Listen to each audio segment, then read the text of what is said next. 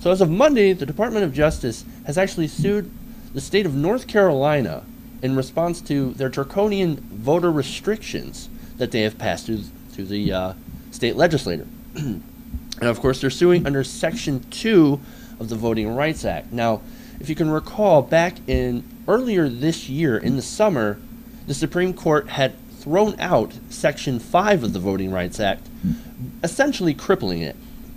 Now, some of the restrictions included in this very, very draconian voting rights or voting restriction bill basically has polling place photo ID restrictions. It shortens the early voting period and eliminates North Carolina's very successful same-day voter registration program. It eliminates pre-registration for 16 and 17-year-olds. It outlaws paid voter registration drives, eliminates straight ticket voting, eliminates provisional voting if somebody shows up at the wrong precinct. It prohibits counties from extending poll hours by 1 hour on election day in extraordinary circumstances, such as in response to long lines. If you're waiting for a long time, sad day for you. You do not get to vote.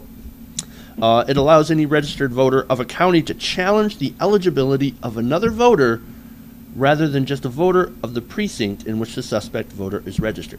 So anybody can just come up to you and say, "Hey, I don't think you're eligible to vote. I think you're an illegal alien. I don't think you're I don't think you should be voting here," which of course sounds very, very suspect. And it also moves the presidential primary to the first Tuesday after South Carolina's primary, if that state holds its primary before March 15th. Now that would mean that North Carolina would have 2 primaries during the presidential election. Now, NC Policy Watch describes the legislation as worse than anyone would ever have imagined voter suppression bill. And of course, here to talk to me about this voter suppression bill and the DOJ suit is, of course, Brad Friedman from bradblog.com. He, of course, does the broadcast on KFPK Pacifica Radio on Wednesdays at 3 to 4 p.m. Thank you, Brad, for joining us. What was your immediate reaction to the news of hearing about the suit? My pleasure. And by the way, I should say 3 to 4 p.m. Pacific time. So if you're on the East Coast, that's 6 to 7 on Wednesdays. I was delighted to hear that Eric Holder was jumping in to bring suit here against this really the mother of all voter suppression laws. I mean, you did a great job of sort of listing all of the restrictions that are being put in place by the Republicans out there in North Carolina. It was really, pretty much any voter suppression scheme you have heard of happening around the country, North Carolina managed to take all of them and put them into this one bill. I've called it the worst voter suppression bill since the Jim Crow era, hands down.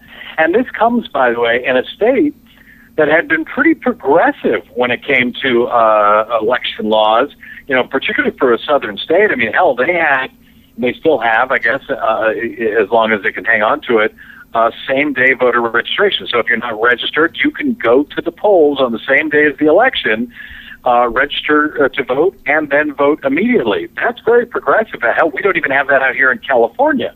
That was, of course, until the 2010 red tide, right?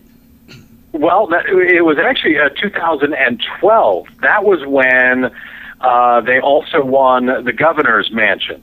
And they won the governor's mansion, supermajority control in both houses. So it began in 2010, and they tried to pass some of these laws, but until 2012, they had a Democratic governor who essentially vetoed any type of voter restrictions like this. So they have now they could have been challenged, of course, by the Department of Justice under the Section 5 of the Voting Rights Act until, of course, the Supreme Court did what they did and basically gutted it. That's right. And once that was gutted, prior to this, they would have had to have gotten approval from the federal government for any new election-related law, because I think it was something like 44 counties in North Carolina were covered by Section 5 of the Voting Rights Act. Once the Supreme Court essentially did away with that, they didn't kill Section 5, they just killed Section 4, which was the formula to determine what jurisdictions would be covered by Section 5.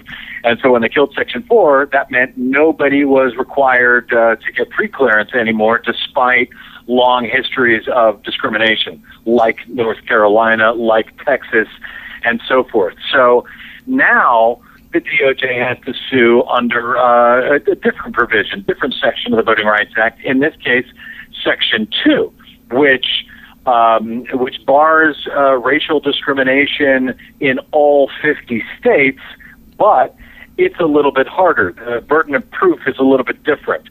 When it was Section 5 a challenge, it was the jurisdiction themselves, the jurisdiction that had a history of discrimination, that had to essentially prove to the federal government that this new law would not result in, would not be discriminatory or regressive in any way. Mm-hmm. So the burden of proof was on the state, in this case, North Carolina, to say, oh no, this law will be fine, and here's the statistics that prove it.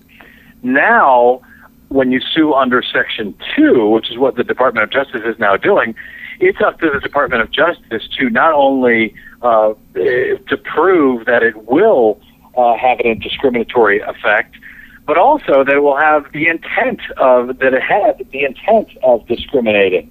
At least if, as Eric Holder would like, to use Section 3 to quote unquote bail in North Carolina. There used to be in Section 5, if you could prove that you hadn't discriminated in your election laws for a number of years, I think it was for 10 years or something, you could ask to be bailed out of those preclearance restrictions. Right.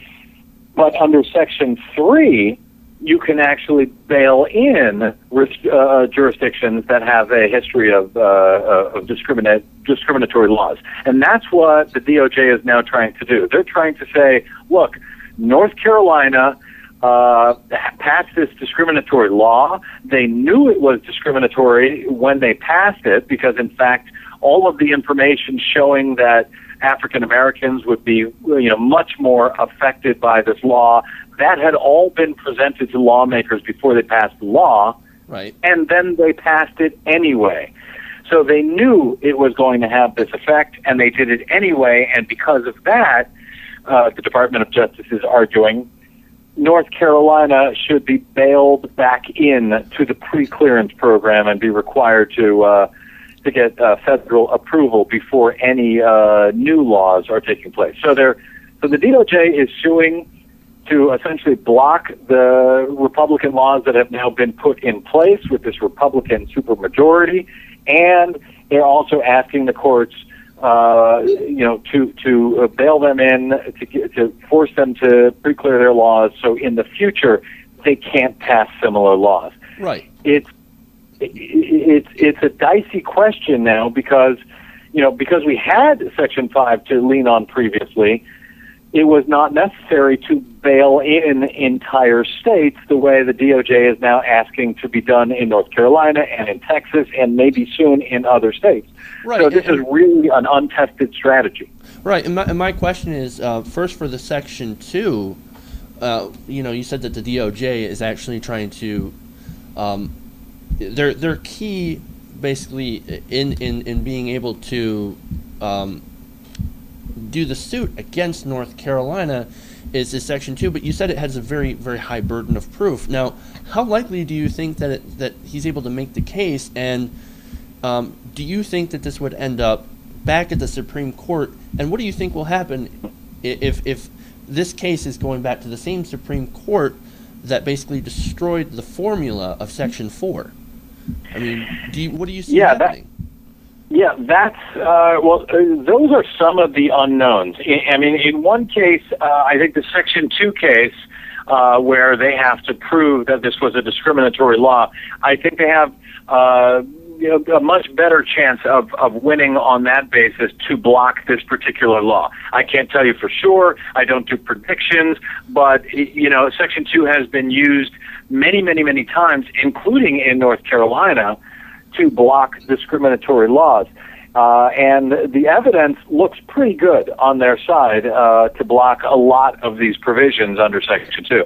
The question about bailing them in under Section 3 of the Voting Rights Act, Section 3C, if you want to be specific, is a little cloudier because we don't have a lot to go on. This hasn't happened a lot in the past, so it's really leaving everybody guessing. You know, usually in these cases we can go back and we can look at case law, we can look at how other cases have played out.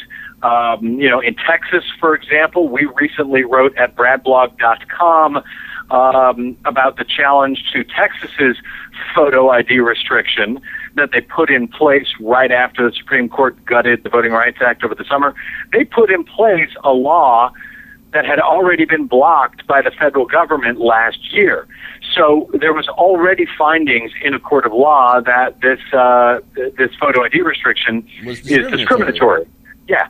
So I think that one is likely to be struck down. But on the matter of whether the courts will allow these states to be bailed in for preclearance, that's we don't know. We're going to have to find out, and it very well may, I suspect, in particular these Section 3 cases to bail these jurisdictions in, it almost certainly will go all the way up to the Supreme Court. And, you know, a lot of people have lost a lot of money betting on what the Supreme Court will do or not do.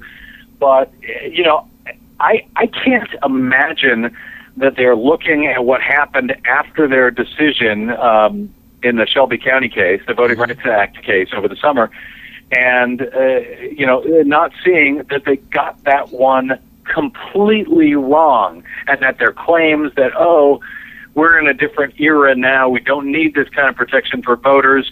I think the dozens of states that have passed restrictive laws that they never would have been able to get away with under the Section 5 of the Voting Rights Act previously, I think that's pretty good evidence that the Supreme Court got it wrong. However, you don't necessarily have how should I call this, a legitimate Supreme Court. You know, they're not, it's an activist court, it's a right-wing activist court, they're legislating from the bench, they're not trying to follow the Constitution, they're trying to mold this country into what they think it should be, and they're willing to come up with any kind of, you know, reason to do it, no matter how contradictory it is to the Constitution or to even rulings they've made in the past. So right, so that's why I wanted to ask that question of what, you know, what you think could be the possible outcome if they go to the Supreme Court, because of, I mean, you see you see how they've been legislating and how they've been very right-wing in their legislation, and, you know, people could come back and say, oh, well, yeah, but they were okay with Obamacare, but you have to remember that Obamacare was also a right-wing idea. And so you have to think about, you know, how are they going to approach this, especially when they had said, you know what, we don't need the Voting Rights Act anymore. Specifically, you know, we don't need the formula for Section 4, and therefore we should give it back to the Congress. And if that ends up back in their lap, for me, I don't know. I guess I'm more of a cynical type of person when it comes to things like this. So I'm sort of erring on the side of I don't think that they're going to accept these challenges. But then again, you know, I'm not a constitutional scholar, so I mean that. Well, and let me be clear. I'm not a constitutional scholar either, but I follow this stuff. I follow it, you know, pretty closely, and you're not wrong to be cynical. But the fact is, it's going to take one justice, most likely either Justice Kennedy or Justice Roberts, suddenly deciding to do the right thing.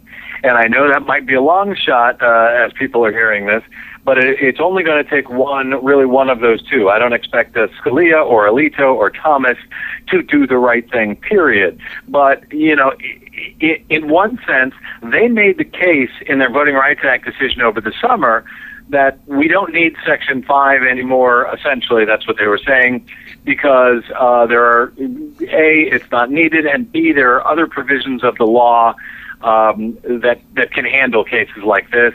And, so the argument can be made that, yes, there are other provisions of the law. There are Section 3 provisions that allow discriminatory jurisdictions to be bailed in to preclearance. Right. And so they might say, yes, look, Section 3 works great. Sure, we're happy to bail them in. See, the law works and our decision was great. So if they do that, and again, it only takes one, it only takes Kennedy or Roberts to make that decision. I suspect the other, the more liberal justices will concur because they were furious about the Voting Rights Act. So, there is a chance this strategy will work. It should work if we were just going by the rule of law and the Constitution. But obviously, the right-wingers on our Supreme Court don't do that anymore. They don't give a damn about either the rule of law or the Constitution. Right, and it should be pretty easy, pretty clear to show that the intent of this North Carolina law. I mean, anybody who's not an ideologue could see that there is that discriminatory intent, and just the fact that they rushed it through the state legislature just shows that. Well, that's what you suspect, and that's what a lot of people suspect. But being able to prove that beyond a reasonable doubt in a court of law is a different matter. Now, and it's a very, very high bar to try and meet, and so that's the difficulty with this. That is absolutely the difficulty. But the upside, the encouraging side, is that all of this information that I wrote about at bradblog.com and that other legal scholars have been writing about, Ari Berman is doing a great job over at The Nation. All of those facts and those statistics showing how this law will, have a regressive effect on minorities, all of those facts were given to the legislature in North Carolina, were presented to them prior to passing this law. So it'll be much harder for them to say, oh, we didn't know. We had no idea it would, have this kind of effect, because they were told in advance. And that is, evidence to suggest that, in fact, that was the intent of this law, to discriminate. So the evidence is there. It's going to be very interesting to see how this plays out in the months ahead, in both North Carolina and in Texas, by the way. All right, and we'll definitely have to have you back to talk about any future developments on this. I want to thank you so much for joining us here on TYT Community. It's been great to have you. Please, everybody, go and check out Brad at bradblog.com. Make sure to also catch him on the Green News Report, and follow him on Twitter at @TheBradBlog. And of course, like he said in the beginning of the clip here, check out his show, The Bradcast, on KFPK Pacifica Radio. That's on Wednesdays at 3 to 4 p.m. PST, and that's Pacific time. Check him out. It's a great show. Brad, good to have you, man. Thank you. Thanks, man. And if you miss it on Pacifica Live, you can download it anytime via TuneIn, via iTunes. You can listen to us on the weekends on the Progressive Voices channel on TuneIn. We're all over the place. Thanks, man. Great talking to you, Jeff. Really appreciate it. Thank you. Really appreciate you having here. We'll have to have you back. Thanks, man.